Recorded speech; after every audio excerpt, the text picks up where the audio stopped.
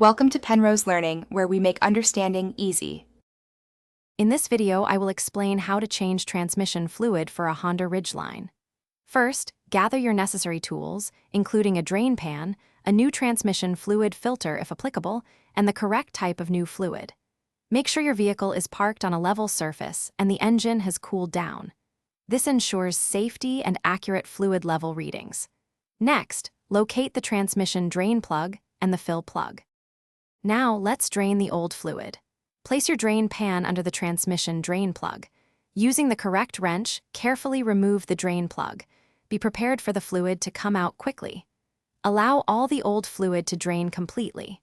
Once drained, clean the area, and then reinstall the drain plug with a new crush washer to prevent leaks. With the old fluid drained, it's time to add the new. Locate the transmission fill plug, or if your model has one, the dipstick tube opening. Using a clean funnel, slowly pour in the new transmission fluid. For many models, you'll need about 3.5 quarts. Always refer to your owner's manual for the exact fluid type and capacity. Finally, let's perform some crucial checks. Start your engine and carefully shift through all the gears, pausing briefly in each. Then, with the engine running and the vehicle on a level surface, check the new fluid level using the dipstick. Top off if necessary. Remember to properly dispose of the old transmission fluid at an approved facility.